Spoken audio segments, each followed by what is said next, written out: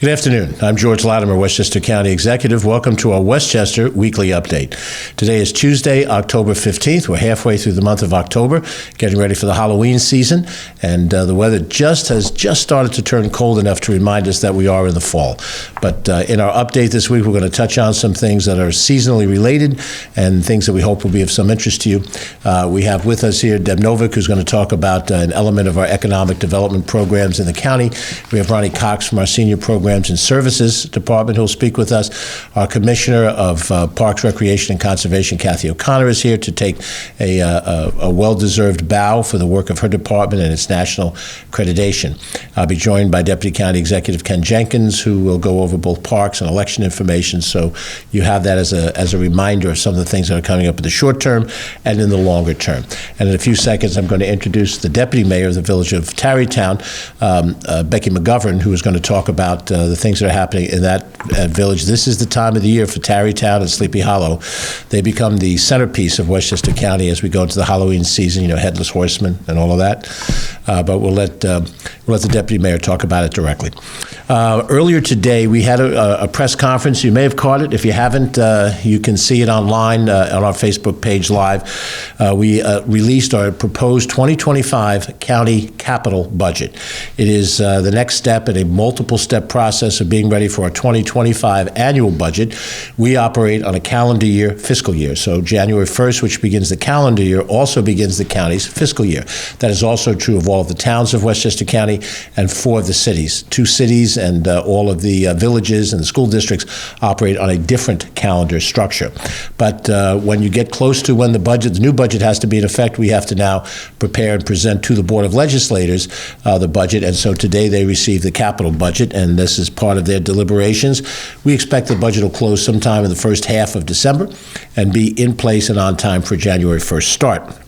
The proposed capital budget totals over $385 million in new capital spending. And what capital spending is the things that improve the bricks and mortar of the county, either in ways that are visible, roads, bridges, parks perhaps, and things that are invisible, back of the house items that you might find in our environmental facilities or in a non-public section of the airport, some of the other elements and so forth.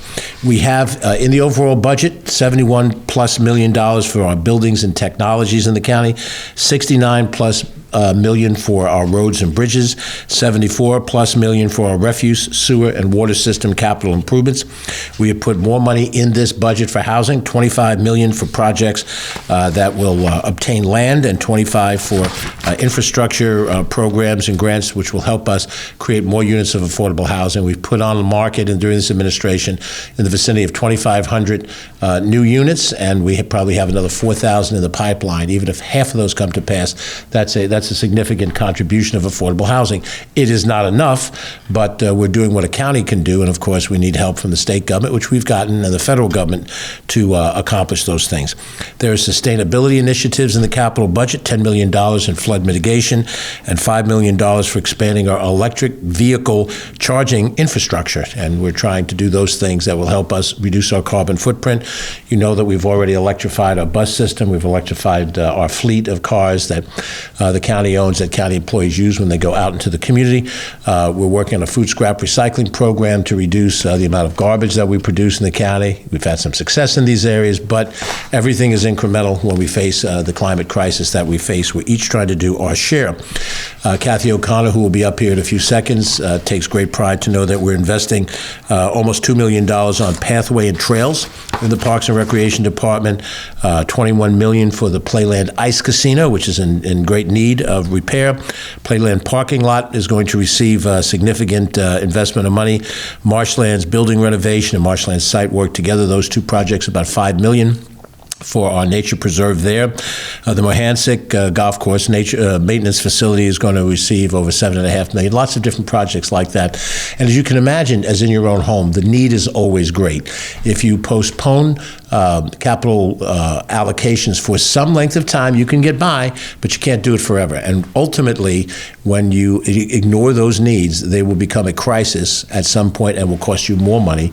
So we try to do these things a bit at a time as we go along to keep it within the affordability range of what our taxpayers can deal with. When we announce the operating budget that's coming up in November, which would apply for the new year, we then put the price tag to all of this, and we look at our revenue streams, including our property tax area. We have gone 5 years without raising property taxes. We actually lowered them 4 years in a row, 1 year that's been flat.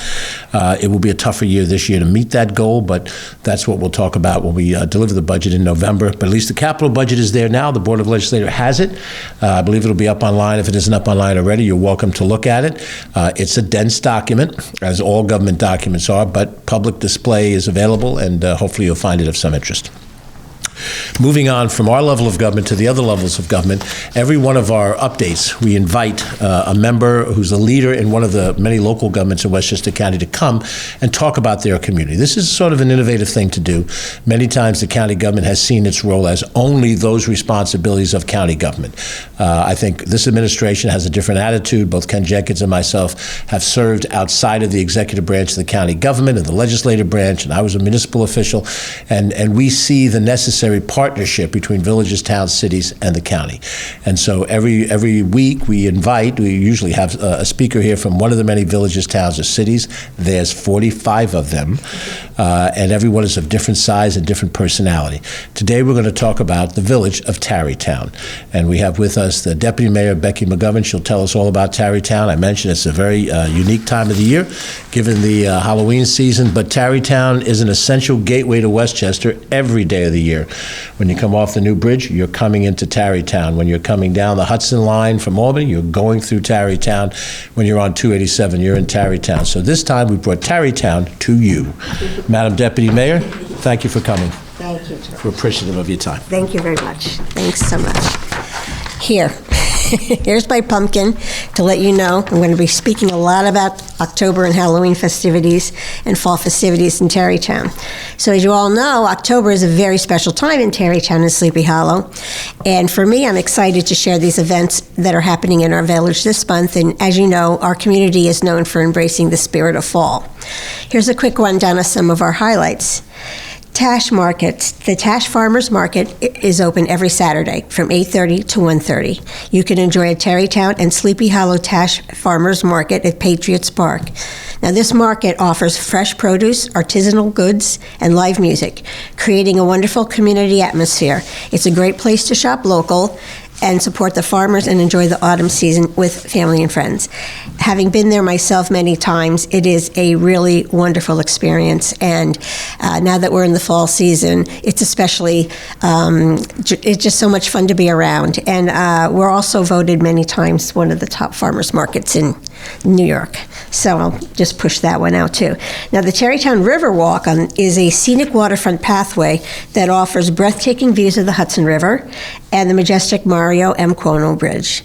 Stretching along the river's edge, the River Walk is a perfect spot for a stroll, a bike ride, peaceful reflection. The trail is lined with benches and shaded trees, providing an ideal setting to enjoy nature while taking in panoramic views of the bridge and the surrounding river landscape. It's a wonderful early morning walk. I do it all the time. Tarrytown Music Hall events. As you know, we are the home of the Tarrytown Music Hall. This October, the Music Hall has a fantastic lineup of concerts, plays, and special events. It's a great way to experience our cultural scene right in the heart of the village. Now, Main Street and Broadway shopping and dining. Well, I have to say we were voted best in Westchester by Westchester Magazine 3 years in a row. Main Street in Tarrytown is home to an array of unique shops and restaurants. Whether you're looking for books, artisanal goods, or specialty items, you'll find it here. For dining, you can enjoy a variety of cuisines from Italian at Bistro 12 to Latin fusion at Sambal, and farm-to-table experiences at Mint Premium Foods. Enjoy a great pub atmosphere and comfort food at Horse Feathers. And whether you're stopping by for a quick coffee or looking to enjoy a full meal, our business district is the perfect spot to complement your day in the village. Make reservations. That's all out. That's my added to that one. Lyndhurst Mansion events. As you know, we're also home to Lyndhurst, which is a wonderful extra thing in our community that we enjoy. This October, the Lyndhurst Mansion offers incredible seasonal events, including the popular Jay Gould's House of Curiosities, where visitors can explore the mansion after dark, and a spooky theatrical tour. The mansion also offers daytime guided tours showcasing its rich history and beautiful grounds. But, as always, please be sure to have tickets in advance for these events and all historic Hudson Valley attractions. They do sell out quickly. I have been to Jay Gould's House of Curiosities, and it is done at night, and it's a little spooky. Be careful with your kids, but it's well worth the trip. Last but certainly not least is Tarrytown's Halloween Parade. Voted best in Westchester, our annual Halloween Parade will take place on Saturday, October 26th at 5 p.m. This event has grown into one of the biggest in the region, drawing thousands of spectators. So come enjoy the incredible costumes, the floats, the music, and all the spooky fun. I just ordered my costume, looking forward to wearing it. With over 15,000 spectators last year, we're expecting more to attend this year. Parts of Broadway will be closed for the parade. Heavy traffic and limited parking are expected in and around the village of Tarrytown. And I'd like to add that the best way to get to the parade is by taking Metro North Railroad's Hudson Line from a neighboring village. The Tarrytown station is approximately a 45-minute ride from Grand Central and closer to everywhere else. There are also several express trains that will stop in Tarrytown. A complete train schedule can be found on the Metro North website. Parking for this event will be available at all Metro North stations, but we recommend parking at Irvington, Dobbs Ferry, Hastings-on-Hudson, or Ossining for the quickest rides. These villages will be hosting their own pre- and post-parade events.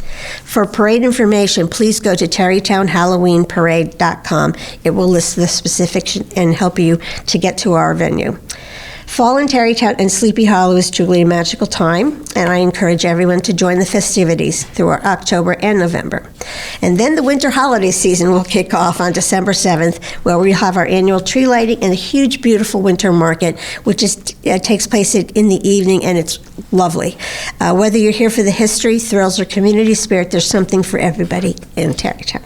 So have a wonderful and safe October, and thank you for this opportunity.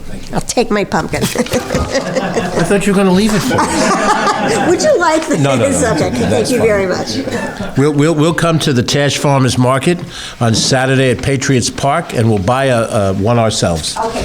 And decorate it, too, which is always a fun thing. Thank you very much. Becky McGovern, the Deputy Mayor of Tarrytown. She was joined by some of her colleagues on the village board. We want to extend our wishes as well to Mayor Karen Brown, who is such a good partner, and all of our friends at Tarrytown. Thank you so much, gang.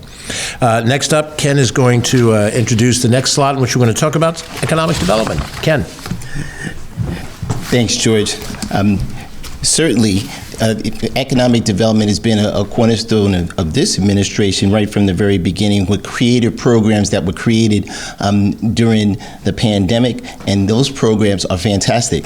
Today, we're going to talk about one of those, our Launch 1000 program. And to give us some more information about the upcoming event, to do a graduation celebration and a showcase event on October 17th, is the Entrepreneurship and Innovation Director from Economic Development, Deborah Novick, to discuss this Launch 1000 graduation. So turn over to Deborah. Thank you so much, Ken.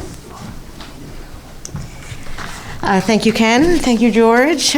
So yes, Launch 1000 is the largest scale entrepreneurial training program that we run here in the county. It's definitely one of my favorites. I know you're not supposed to have favorites among your children or your programs, but in this program, which we've been running since 2020, we've had over 535 people complete this program and launch new ventures. And we're so proud of these launchers, and we're thrilled to finally be able to hold an in-person graduation and celebration. We'll be having an expo there where about 50 of the launchers have signed up to display their wares or demonstrate their service in sort of a business showcase kind of style. We'll have inspiring and educational workshops in a side room.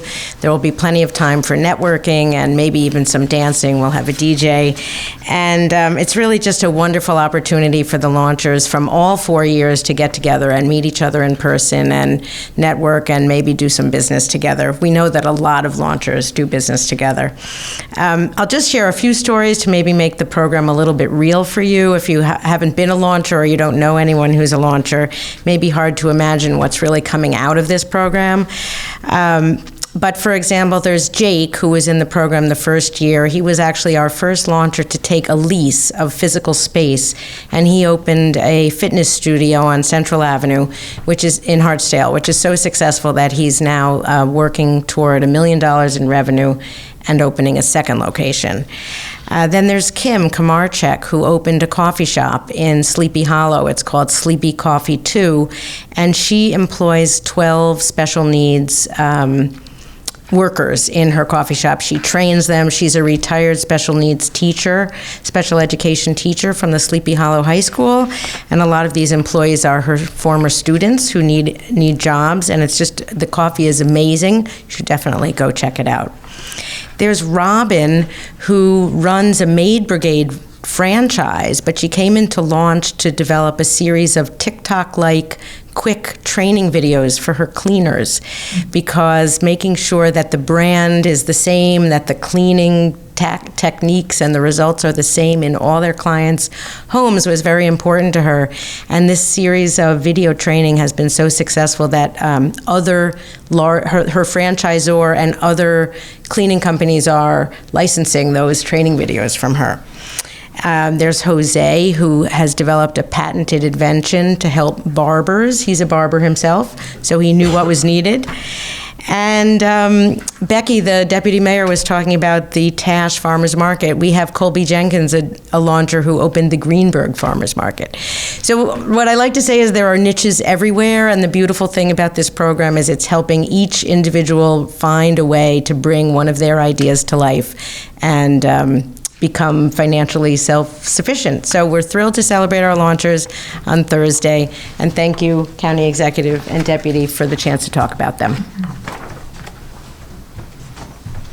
Thank you very much, Deb Novick. And the Economic Development Team, Deb Novick, Bridget Gibbons as the leader of it, others involved, Sherry Rosen Asher and Corzon Pineda and others, Martha Lopez is involved in these things, are doing lots of different programs of the size and scope that we're talking about here.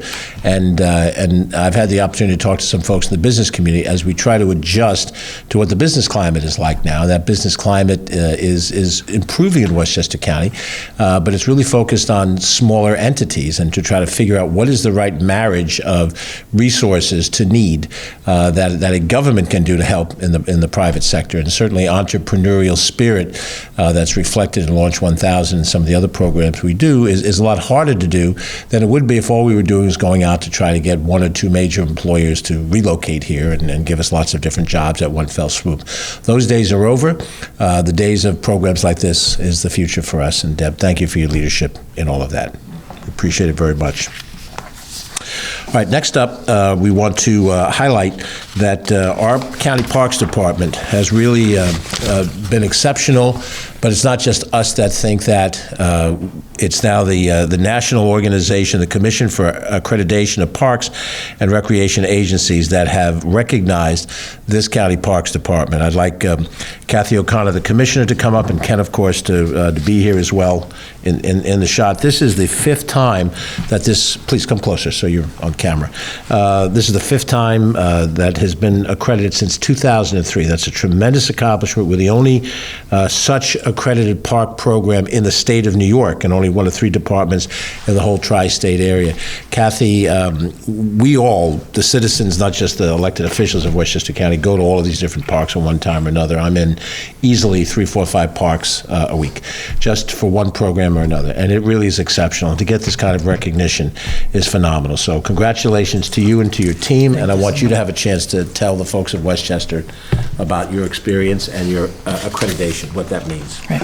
Thank you so much, George. It is my distinct honor and pleasure to be the Commissioner of the County of Westchester County Parks Recreation and Conservation Department to receive this accreditation. It's a re-accreditation, as the County Executive mentioned. This is our fifth time. We've been doing this since 2003. I've had the honor of being involved since 2003 doing these. This is an arduous task because I'm asking staff who works very hard on a daily basis to do this in addition to. They don't take off from their regular jobs. They do this in addition to what they're required to do on a daily basis. What has been really remarkable is the committee that we put together this year, and it's been about a year and a half that we've been working on it. The committee representing a lot of the younger, newer people into the department, which is so healthy and so wonderful, really took this on and became a super team in a smaller group within our department that really took it to task. And I did not have to become the ogre of the commissioner saying, you have to do it, get it done, why haven't you done it? They were doing it on their own.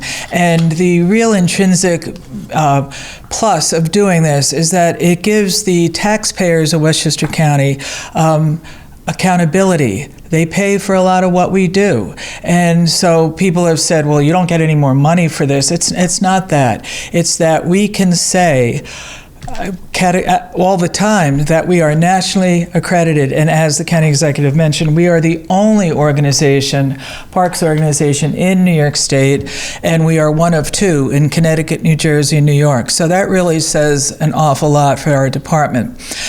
The other beautiful thing that has happened since 2003 is that 2024, it is now all digital. So I kiddingly always say, if we all disappear, another group could come in and follow the digital program and do a good job. Probably not as good as what we do, but they could follow what's going on in our department. So so proud of everybody. It really has given us a checkup for the neck up, and COVID, as we all know, kind of knocked everybody out of their shoes for a while. Our Parks Department never closed, and we learned a lot from that pandemic, but it was during this time that we were also still doing the prep work for the reaccreditation. So last Wednesday, down in Atlanta, Georgia, October 9th, I sent 3 key players that really are instrumental in getting the reaccreditation, down to Atlanta, and we received the award. The award is in the mail. As soon as we get it, we will do some more photo ops for it, but it is really such an accomplishment. I have to thank the Westchester Parks Foundation because in addition to helping us with getting some of the info that we needed in order to answer a lot of the questions, they also pay for our professional development. And there is a cost involved in getting reaccredited. So thank you to the Westchester Parks Foundation. And as always, thank you to the 2 gentlemen behind me. They are so supportive of the Parks Department. It has made such a difference in the last almost 6 years now that it has just really been a tremendous plus for all of us. I'm also very excited that because we got reaccredited, we don't have to change all our logos on everything that we print and every piece of uniform that we have. So, but thank you for the support from the men behind me, from the whole administration, and also to my staff who work so diligently in getting this reaccredited. So proud of them, couldn't thank them enough. Thank you. Stay there, Kathy. Oh. Stay there. Go ahead, Kathy. Oh, I'm sorry. Thanks, George. And certainly just wanted to continue to add, the tagline I use whenever we're out at Park System events, as the County Executive George Latimer was just referring to, but the amount of investment that has been made from 2018 to today and the continuing investment of your park system. County Executive takes a lot of time to make sure to remind people that, we're entrusted with maintaining these assets that are brought to us and entrusted to us during the times that we're able to be here. So it's always a pleasure to be in the nationally accredited and award-winning park system, over 18,000 acres of park systems, and it is a validation of the hard work everyone in parks, recreation, and conservation continues to do. So again, congratulations to the entire team. Again, it is a validation of the very, very hard work that's done each and every day in our park system. So congratulations. Thank you very much. Thanks, Kathy. Well done. Ken's up next with some information about what's coming to a theater near us around the corner. Yes, it is a theater near us, and it is certainly that time of the year when we are talking about voting. So again, voting date is November 5th. That's coming up, but early voting starts in New York State on October 26th. So It's going to be an opportunity for you, no matter what place that you're in, at least in Westchester County, to be at one of the 25 early voting locations where you can vote anywhere at any one of those 25 early voting locations, starting on October 26th and going for 10 days. So on the weekend, Saturday and Sundays, the hours are 10 a.m. to 6 p.m. in the 25 locations across Westchester County. Monday, Wednesday, and Friday, the times are going to be from 8 a.m. to 4 p.m. at those early voting locations, and then Tuesday and Thursday from noon to 8 p.m. And again, you're seeing those locations on your screen right now. The last day to register to vote in New York State is October 26th. So in essence, there is no reason and rationale that you don't take the opportunity, you don't have the opportunity, whether it's by mail-in voting or sometimes people call it absentee voting, but it's mail-in voting, mail-in early voting locations at any one of those sites, or on Election Day on November 5th. Again, November 5th, those polls are open from 6 a.m. to 9 p.m. at night, and you have to go to your assigned polling location for that particular opportunity. But early voting from October 26th right through November 3rd, you'll be able to go out and vote early, and you don't vote often, you just vote early in any location at all as a Westchester resident that is eligible to vote. You have to be a registered voter anywhere in Westchester. You can walk up there if you're at work here in White Plains, or you are traveling around visiting friends, or walking through our nationally accredited park system. You'll be able to find one of these 25 locations. So again, it's your vote, it's on your time, and remember, if you vote early, then you don't have to worry about voting on Election Day or something happening, or you're traveling out of town. Be sure to take advantage and make your voice heard. Back to you, George. Should remind you as well that in addition to voting for people who are running for public office, you'll also be voting for referendums. There are 2 referendums that every county resident will vote on. One is a state referendum, the other is a county referendum, and then there are at least 3 communities that have localized referendums. We'll cover that in the days to come, so that at least you can be well informed. And then, of course, do your own homework. Determine what you support and what you oppose on the basis of doing the study necessary. Next up, we want to spotlight the work that's being done by our county's Senior Programs and Services Department, and particularly we have our Community Outreach Coordinator and Liaison, Ronnie Cox, who's going to talk about the WPPP Foundation. Ronnie, tell us what we don't know that we should know as a fellow senior. Thank you, County Executive. Good afternoon. I'm Ronnie Cox, and I am the Community Outreach for the Westchester County Department of Senior Programs and Services and liaison to the Westchester Public-Private Partnership for Aging Services Foundation. I'm excited to be here today to talk about a very special event coming up on October 21st. It is the Westchester County Impact Awards, which will commemorate 50 years of providing comprehensive services for our senior residents. 50 years ago, Westchester County's Department of Senior Programs and Services was designated as an area agency on aging under the Federal Older Americans Act. Since then, the department has grown into a formidable movement of services, advocacy, education, health, and wellness programs for seniors and the disabled in Westchester County. The Impact Award Luncheon will take place on Monday, October 21st from 11:30 to 3 p.m. at the Westchester Marriott Hotel in Tarrytown. The occasion will kick off a campaign of programs and events through May 2025 to recognize the great strides made together between our department, the foundation, and the many organizations we partner with. Some of the services that we are most proud of include our Livable Communities, which produces annual signature events such as Salute to Seniors, the Pool Party Barbecue, and the Senior Dance. Many at our parks as well as at our county center. Plus our annual, which is also coming up in December, our annual Senior Hall of Fame. In addition to the livable communities, we have a nutrition program which provides meals, home-delivered meals to seniors, congregate meals for senior centers throughout the county, and distributes USDA vouchers for farmer market produce.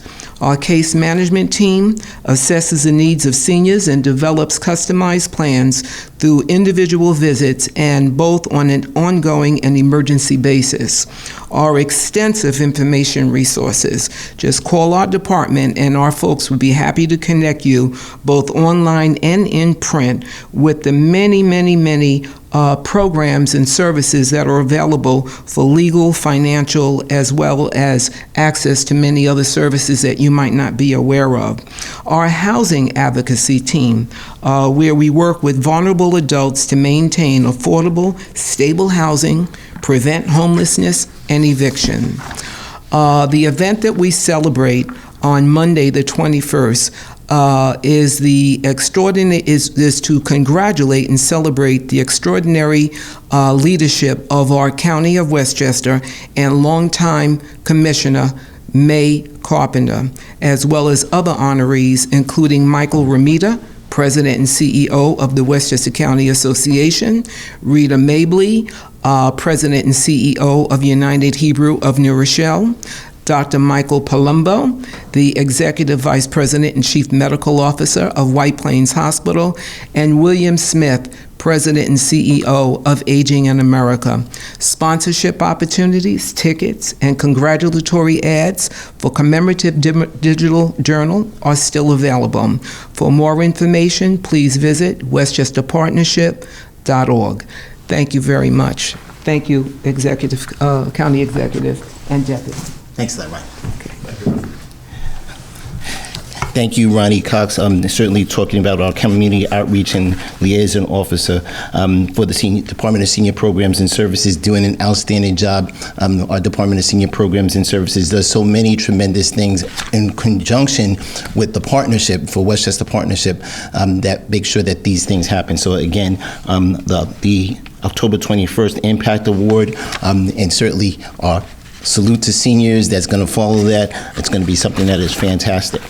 So let's wrap up before we turn over back to County Executive Latimer to our parks system. So we'll talk about this week in parks, and certainly it's another exciting week in our now re-accredited, nationally accredited award-winning park system, starting up on Thursday the 17th. We're going to continue to have Farm Friends up at the Hilltop Hanover Farm and Environmental Center.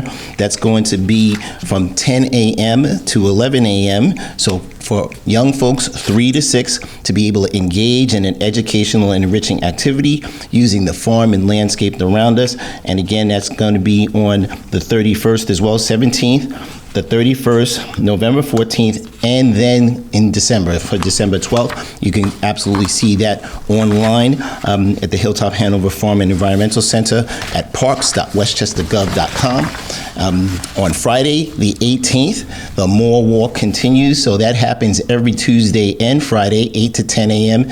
at the Westchester in White Plains. You get a chance to go on your own pace and get motivated by joining the inspiring group of people who have expanded the program into a small community. We talk about different times when the weather's inclement or if you have seasonal allergies, but this time it's getting just a tad bit cooler, and those walks in the outside might be a bit brisk, so certainly take advantage of the Moore Walk at the Westchester in White Plains on Tuesdays and Fridays, 8 a.m. to 10 a.m. Saturday, up at Alfred B. Del Bello Muscoot Farm in Somers, they have on Saturday 19th book buddies from 9 a.m. to 12 noon, where you'll be able to come into one of the animal enclosures and encourage your child to read in a unique atmosphere. So you have to bring your favorite children's book, or you can pick one from the collection, and that'll also happen on November 9th, and then the 9th and the 23rd, and then in December on the 21st. at the Alfred B. Del Bella Muscoot Farm up in Somers. At the same time on Saturday the 19th, we have the moss of the marshlands on the other side of the county, right next to Rye. So many more species live in the marshlands, but because they are mostly nocturnal, we can't appreciate them as much as we do the daytime butterflies. Discover their ecological importance and their natural beauty, and that's going to happen at the marshlands from 10 to 11:30, another free program.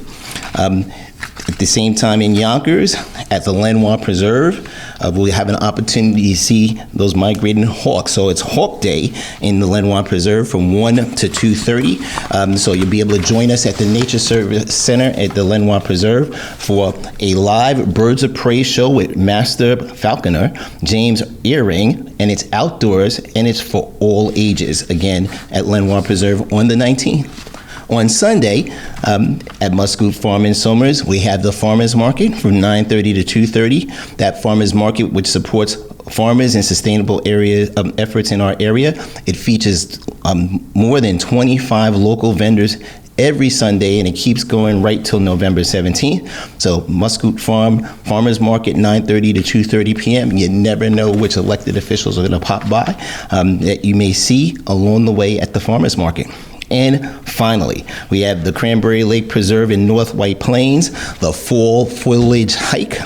That's going from 1 to 2:30 on Sunday, the 20th. The weather is going to be much improved in the 70s for Saturday and Sunday, so you'll be able to have an opportunity to observe the changing leaves from a great vantage point at the top of the quarry.